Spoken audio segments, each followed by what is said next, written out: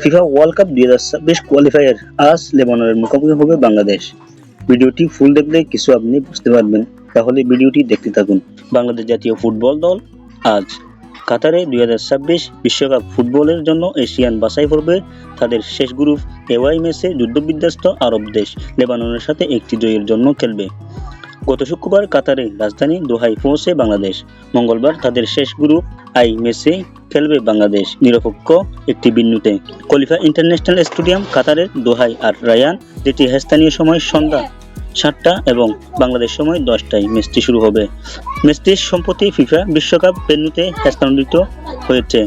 45,857টি আসন ধারণ ক্ষমতা খলিফা ইন্টারন্যাশনাল স্টেডিয়ামে দোহার আর রায়ান পূর্ব ঘোষিত ভেন্যু দোহার আল সাদ ক্লাব স্টেডিয়াম থেকে দেখা যাবে। গত ম্যাচে 1 গোলে ড্র হয়েছিল বাংলাদেশ। গত 2 দিন বাংলাদেশ দল কাতার ইউনিভার্সিটি DS4 ইস্ট ট্রেনিং গ্রাউন্ডে স্থানীয় সময় সন্ধ্যা 6টা এবং বাংলাদেশ সময় রাত 9টা থেকে অনুশীলন করছে।